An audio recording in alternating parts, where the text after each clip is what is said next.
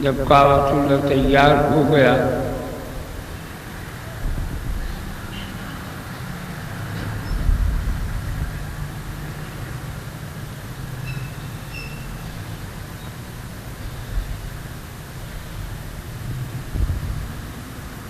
باپ بیٹوں دونوں نے بنایا. مقام ابراہیم جو ہے وہ جتنا جتنا اوپر جاتے تھے اتنا ہی وہ بھی ربڑ کی طرح اوپر کھینچتا تھا، حتیٰ کہ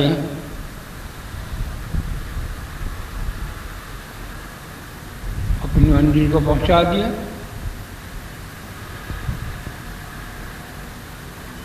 آج جو اونچائی ہے بیت اللہ کی، کعبۃ اللہ کی، اس کا حج کرنے جاتے ہیں، وہ آدم علیہ السلام اور حضرت ابراہیم علیہ السلام کی بنائی ہوئی ہے عمارت. جب تیار ہو گئی تو حکم ہوا کہ تم اعلان کر دو لوگوں کو کہ اللہ کا گھر تیار ہو گیا ہے.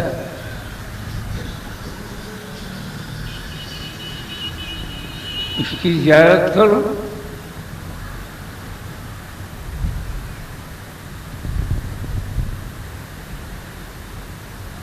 اور اس کا طواف کرو اور حج کرو.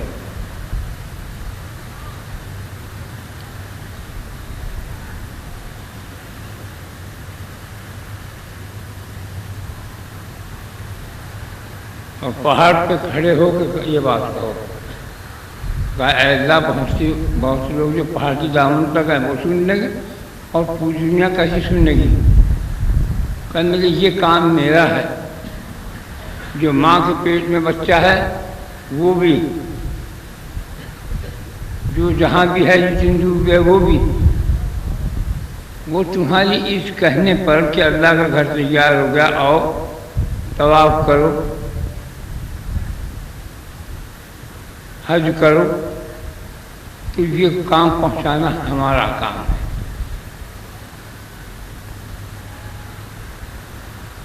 تو جب حضرت ابراہیم خلیل اللہ نے کھڑے ہو کر کہا کہ اے لوگوں اللہ کا گھر تیار ہو گیا آؤ طواف کرو حج کرو زیارت کرو،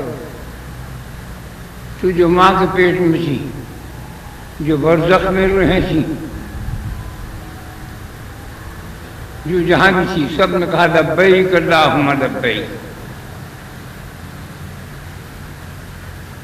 جس نے جتنی دفعہ کہا اتنی دفعہ وہ حاضر ہوگا بیت اللہ میں.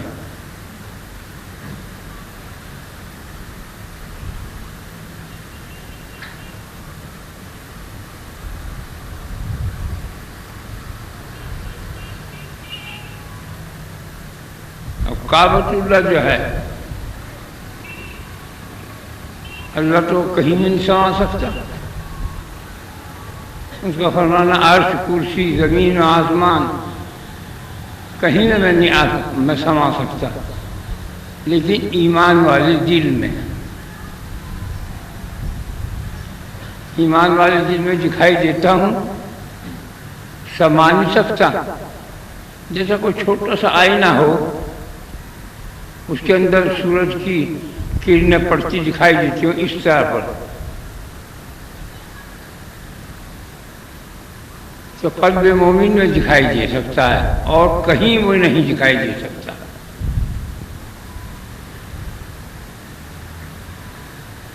تو جتنی دفعہ جس نے لبیک کہا اتنے اس نے حج کیے اور کرے گا.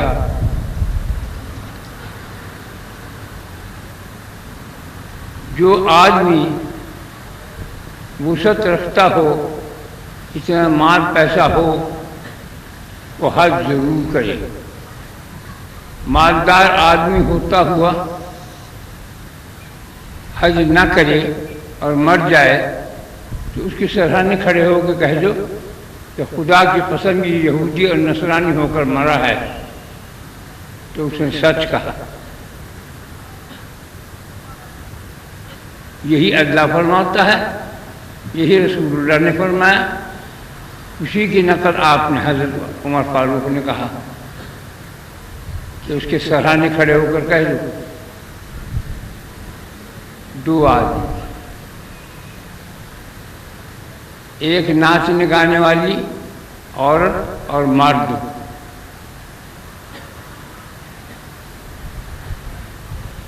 اس کے سرانے کھڑے ہو کر کہہ دے کہ خدا کی قسم یہ ترسی ہے، تو صحیح کہا۔ تم لوگ یہ سمجھتے ہو کہ گانا بجانا جائز ہے؟ نہیں، اور مزامیر کے ساتھ تو جائز کا سوال ہی پیدا نہیں ہوتا۔ مزامیر کس کو کہتے ہیں؟ طبلہ، سارنگی، ہارمونیم، ڈھول، ڈھمکا، اس کے ساتھ گانا وہ تو بالکل ہی گناہ ہے۔ لیکن اگر گانے بجانے والے کا کاروبار ہے یہی، گا بجا کے کھاتا ہے، تو اس کے سرہانے کھڑے ہو کر کہہ دے کہ یہ دوست سی ہے، قسم کھا کے، تو حقیقت ہے۔ بغیر کسی طبلہ سرنگی کے نعت پڑھتا ہو، کوئی غزل پڑھتا ہو، کوئی حمد و ثنا بیان کرتا ہو اللہ کی، وہ روا ہے۔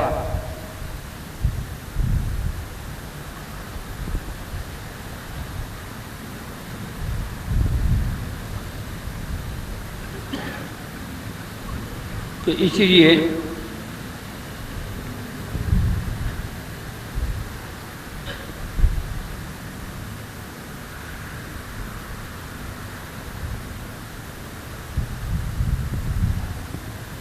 یہ وہی مہینہ ہے جس میں اعلان کیا تھا۔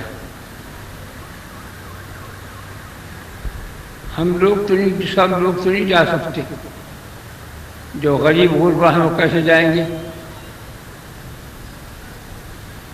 غریب نہیں، ایسے نہیں، جب مگر اتنا پیسہ کہاں سے لائیں گے؟ اب تو لاکھوں روپئے لگنے لگے۔ میں بیٹھا ہوں، میں نے 900 روپئے میں حج کیا ہے، 4 حج میں نے 900 روپئے میں حج کیے ہیں۔ بڑھتے بڑھتے بڑھتے بڑھتے لاکھوں کے قریب آ گیا کام۔ 1500 روپئے لے کے گھر سے چلے،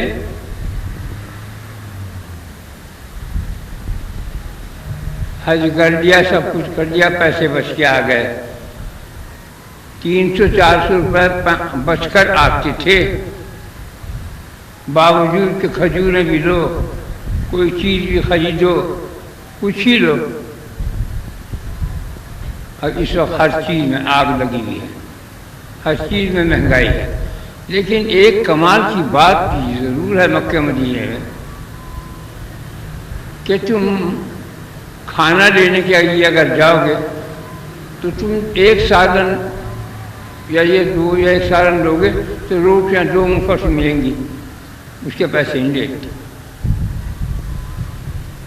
یہ ایک بہت بڑی چیز، بہت حیرت ہوئی۔ سالن کے پیسے لیں گے، روٹی کے پیسے روٹی آپ ہی دیں گے، چاہے تم مانگو یا نہ مانگو۔ یہ کہ ایسا کیوں ہے؟ یہ ایسا یوں ہے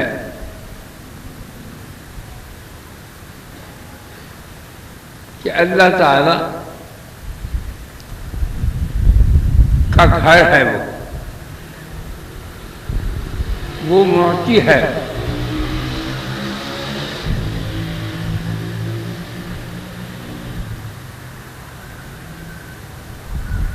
جود و سخاوت آتا، 3 چیزیں ہیں۔ سخاوت تو وہ ہے کہ خوب کھائے کھلائے، آپ بھی کھائے اوروں کو بھی کھلائے، اور سخا وہ ہے، جود وہ ہے جس کو آپ نہ کھائے اوروں کو کھلائے۔ عطا کا کام صرف اس خدا کا ہے، المعطی ہو اللہ، وہی عطا کرتا ہے ہر چیز۔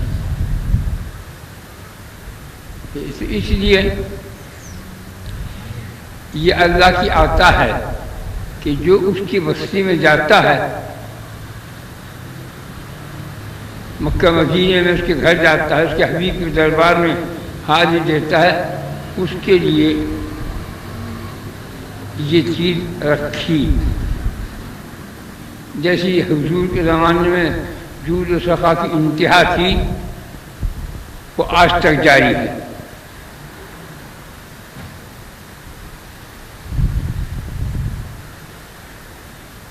وہ ان کو ملتا ہے کھانا. جو کوئی چلا جائے گا 2 سال نہ لے گا، 1 لے گا 2 سال نہ لے گا 4 سال نہ لے گا 8 روٹیاں لے کے آئے گا. اور مجھے بڑی بڑی حیث ہو وہاں کی، مگر یہ چیز ہے. ہمیں اپنے رب سے اس کی جود و سخا و عطا کو اختیار کرنا چاہیے. اگر کوئی شخص بھوکا پیاسا ہے، اس کو تم نے کھانا کھلا دیا، اس کو پانی پلا دیا، اس کو کپڑے نہیں، اسے کپڑا دے دیا پہننے کے لیے، چادر نہیں ہے چادر دے دی اس کو. یہ اللہ کو بہت پسند ہے. اپنے آپ کو تو سبھی کچھ پکڑ لے، دوسرے کو کوئی عطا دے وہ سخاوت میں کہلاتا ہے.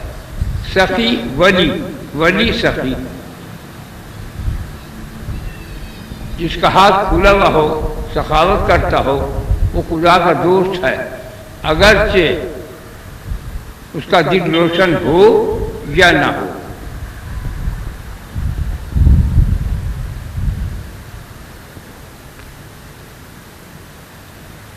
تو مدینے میں مکے کے اندر یہ جو چیز ہے جاری، مستقل جاری ہے. جب بھی تم جاؤ، جس وقت بھی جاؤ، حج کے دوران میں نہیں، حج کے دوران تو لاکھوں آدمی کئی من ناز ہوتا ہوگا، اتنا من آٹا ہوتا ہوگا، 20-25 لاکھ آدمی کا زیادہ، سب کو اسی طرح دیکھیے. سب دکاندار. یہ اللہ اپنے فضل و کرم کو قدرت کے کرشموں کو دکھاتا ہے. زمین میں، آسمان میں، چاند سورج ستاروں میں، دریاؤں پہاڑوں سمندر میں، سب میں قدرت کے کرشمے دکھائے. یہ بھی چیز دکھا دی کہ میرے دربار میں، میرے مکان پہ، میرے ملک میں آئے گا. روٹی جو ہے، جس روٹی کے کارن نکالے گئے تھے، وہ روٹی تمہیں ضرور ملے گی. اب لوگ جو حج کو جاتے ہیں، یہ تماشائی لوگ ہیں، یہ تجارتی لوگ ہیں، یہ پیسے بنانا جانتے ہیں، یا ٹھگ ہیں، ہاں چوریاں ڈکیتیاں کرنے جاتے ہیں. اللہ کے لیے جب تم جاؤ تو سوائے خدا کے کسی دوسرے کا نام نشان نہ ہے تمہارے دل میں. اسی کے قرآن کی طرف مکے میں رہتے ہوئے طواف خدا کو زیادہ پسند ہے. 7 چکر لگاؤ، 2 رکعت نفل پڑھ لو،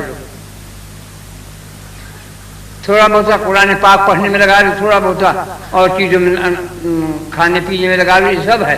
لیکن مکے پہنچ کر طواف جو اللہ کو جو افضل ہے وہ اسی لیے ہے. ستارے کی، اس روشن ستارے کی قسم کھائی اللہ تعالیٰ نے، روشن ستارے کی قسم کھائی کہ جو روشن ستارے کی قسم کھاتا ہوں کہ اس کے اندر میں نے کیا کیا جوہر رکھے ہیں، کیا کیا فضیلتیں رکھی ہیں، کیا کیا بزرگیاں رکھی ہیں، کیا کیا پاور رکھی ہے. ایک ایک چیز اس میں تم کرو تو تم مجھ کو پہچاننے کی کے دائرے میں آ جاؤ گے. ان انگریزوں نے کیا کیا کہ قرآن پاک میں جو اللہ تعالیٰ نے فرمایا، قسم ہے اس روشن ستارے کی، اگر تم اس پر غور تفکر کرو، یوں فرماتا ہے. کئی چیزیں ایسی ہیں کہ خدا نے قسم کھائی روشن ستارے کی، تفکر کرو تو تم بہت کچھ پا جاؤ گے، غور کرو گے. ایک جب صفا مروہ کی دوڑ لگاتے ہیں صفا سے مروہ پہ، مروہ صفا پہ، اس کے ہم نے درمیان میں ایک راز رکھا ہے. اگر تم اسے پہچانو گے تو تم جانو گے کہ خدا کیا چیز ہے، لیکن پوشیدہ ہے. یہاں کے لوگوں کو میں نے دیکھا، دنیا کے لوگوں کو حج کرتے ہیں وہاں، بس سڑک، کوئی آدمی سڑک پہ کوئی آ رہا کوئی جا رہا، کوئی آ رہا کوئی جا رہا، مروہ سے صفا پہ، صفا سے مروہ پہ آ رہا ہے جا رہا ہے، اور اپنا کچھ بھی نہیں. کیا فائدہ؟ کوٹھو کے بیل آنکھیں بند کر کے چکر کھا رہے نہیں، بیل سمجھ رہا کہ میں چلے کہاں سے کہاں پہنچ جاؤں، کھول کے دیکھا وہی کھڑا. آدمی جو ہے یہ اس اپنی عبادت کے لیے پیدا کیا، اپنی تابعداری کے لیے پیدا کیا. یہ جو مہینہ ذی الحجہ کا ہے، کیا حج کا ہی مہینہ ہے، تو 4 دن رہ گئے حج کے. سارے سال یہ خوبات سے پھیلاتا ہے، اور جس دن کے پتھریاں ماری جاتی ہیں تو یہ زمین کی تہوں تو اترتا چلا جاتا ہے. بہت اذیت کا دن ہے اس کے لیے. یہ 3 دن 10 11 12 13 3-4 دن بہت زبردست اس کی ذلت خاری کے ہیں. جب یہ رمضان آتا ہے تو اس کو جیل میں ڈال دیتے ہیں، جب باہر نکلتا ہے تو بڑے فساد مچا دی. اور جب یہ حج کیے دوران کنکریاں ماری جاتی ہیں شیطان کے، 4 دن تک یہ ذلیل خوار رہے ہے سب. اس کے بعد پھر یہ انتقام لینا شروع کرتا ہے دردناک.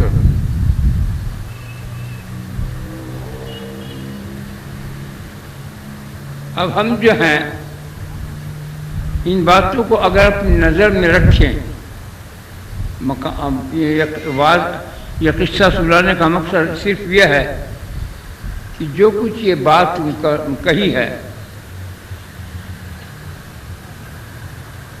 اور کوئی تمہارا برا کام کرنے کو دل چاہے، کوئی بری بات کہنے کو دل چاہے، کوئی برا کھانا حرام کھانے کو دل چاہے، نہ کھاؤ. حرام کھانا شیطان کا کام ہے، حرام کروانا شیطان کا کام ہے. شیطان کوئی نیک کام نہیں کر سکتا.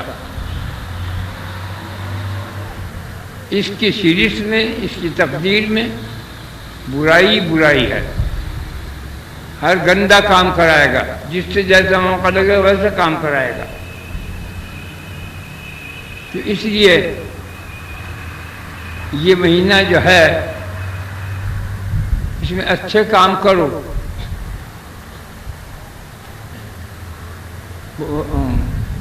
بہت سے لوگ تو ایسا کرتے ہیں کہ 9 تاریخ سے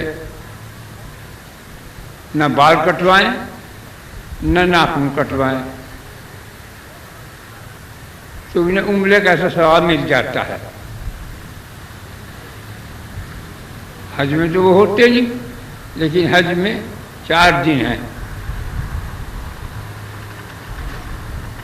9 10 11 12. اس دوران کے اندر اگر کوئی ناخن نہ بنوائے، بال نہ بنوائے، نہائے نہیں، کپڑے نہ بدلے، تو اسے عمر جیسا ثواب ملے گا اس زیادہ. کیونکہ یہ تشبیہ ہے. تشبیہ کس سے ہوتی ہے؟ ان حجاج سے جو وہاں ہیں، کام کر رہے ہیں، جو حج کر رہے ہیں، ان سے.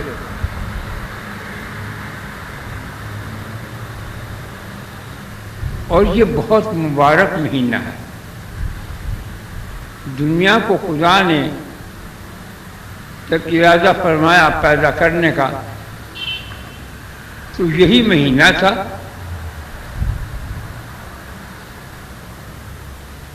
اسی مہینے جمعے کے اندر پورے کائنات کو پیدا کیا.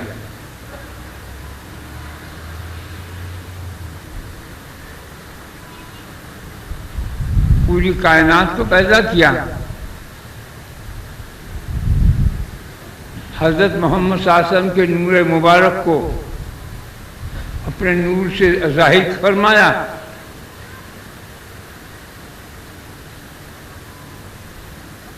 اور ہر اپنے محمد صلی اللہ علیہ وسلم کے نور کو اپنے ناموں میں 1000 سال غرق رکھا۔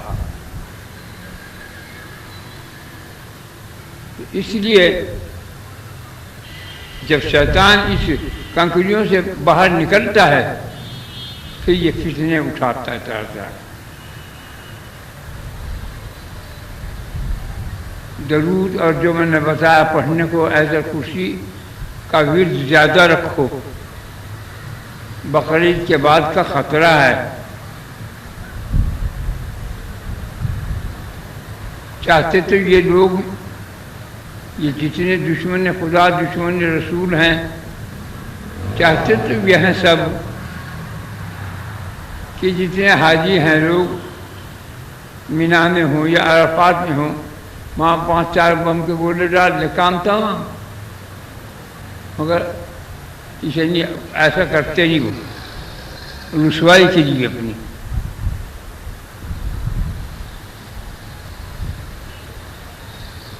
تو اب وقت جو ہے زیادہ قریب سے قریب ہو رہا، جو درود اور آرام سلام پڑھتا ہوگا، جو آیت الکرسی کا ورد رکھتا ہوگا، اسے آنچ نہیں آئے گی۔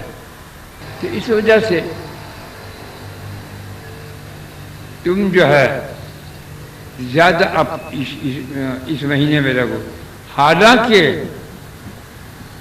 رمضان گزر گیا، شب رات گزر گئی، شب برات گزر گئی، شب قدر گزر گئی رمضان کی، اتنی دنیا دعا مانگ رہی، کچھ پتہ نہیں خدا کس رنگ میں ہے، کیونکہ خدا ہر روز ایک نئے رنگ کے اندر ٹوٹتا ہے۔ آج کیا ہے، کل کیسا، پرسوں کیسا، ایسا ہر رنگ میں۔ جو کچھ پتہ نہیں ہے کہ کیا ہو، تو اس وجہ سے اسے یاد کرو آنے والے وقت کو کہ یہ اپنے گھر میں دیوار بنا لو۔ تو میرا مقصد کہنے کا یہ ہے کہ اب جو گھڑیاں آنے والی ہو رہی ہیں، تم بار بار نہیں کہو گے یہ زیڑی ہے، زیڑی نہیں۔ جب سر کے اوپر آ کے ڈنڈا بجے گا تب تم کہو گا میں زیڑی تھا، یا ہم بے وقوف تھے، یا ہم زیڑی تھے۔ حالات خراب، جو چیز ہم دیکھ رہے ہیں ان کی تمہیں خبر نہیں۔ اللہ تعالیٰ کا جو فرمان ہے کہ جو درود پڑھے گا، جو نماز پڑھے گا، جو استغفار کرے گا، درود شریف پڑھے تو استغفار اور نماز، وہی بچے گا، ورنہ اور کوئی نہیں بچنے گا۔ یہی نہیں بات ہے، آج ہی دنیا ختم ہو جائے گی، آدمی بہت ہو گئے، آج ہی دنیا ختم ہونے والی ہے۔ اگر اللہ کو منظور، اللہ بچائے تو اور چیز ہے، لیکن خطرے کی گھنٹی بج گئی، آج ہی دنیا ختم ہو جائے گی، ہر جگہ پہ جنگ و جدال ہوگا، لوٹ مار ہوگی، برا حشر ہونے کو ہے، کیونکہ ہم نے اپنے رب کو بھلا کر غیر اللہ کی طرف متوجہ ہو گئے۔ بمبئی کا خدا اور ہے، کراچی کا خدا اور ہے، لندن کا خدا اور ہے، امریکہ کا خدا اور ہے، نہیں، خدا ایک ہی ہے۔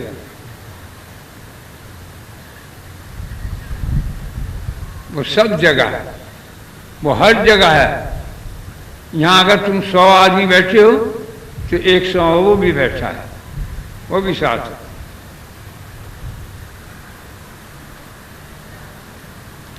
تو اس غفلتوں کو اپنی چھوڑ دو، نماز کی پابندی کرو، درود شریف پڑھتے ہی رہو، جب فرصت ملے، جس وقت جو ہو، کام میں چپ کے بیٹھے ہو، دکان ڈالے ہو، کیسے ہو، کسی میں ہو، درود شریف جاری رکھو۔ درود پڑھنے والا، نماز پڑھنے والا، استغفار کرنے والا، ان تین کا بچاؤ ہے۔ اور ایسا کرسی سے کا تو اور درود شریف کا تو اتنا وعدہ ہے کہ جو کوئی درود شریف پڑھے گا اس کے رنج و غم و عدم و مصیبت و پریشانیاں و غربت و نحوس سے سب دور کر دی جائے گی۔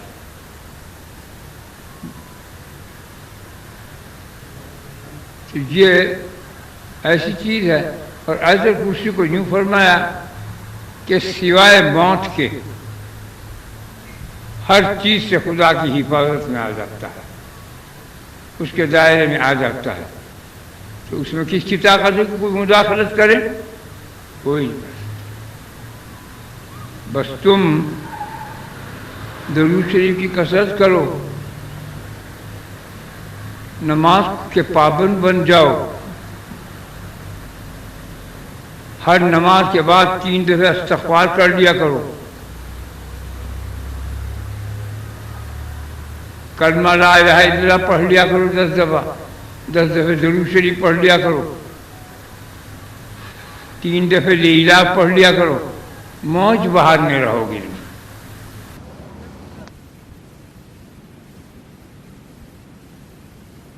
بس اب تم جتنا یہ جتنے تمہارے انگلیاں ہیں اتنے ہی دفعے تم بسم اللہ الرحمن بسم اللہ پڑھ لو، اتنی دفعہ درود شریف پڑھ لو، اور 3 دفعہ قل اللہ پڑھ لینا میں بسم اللہ کے۔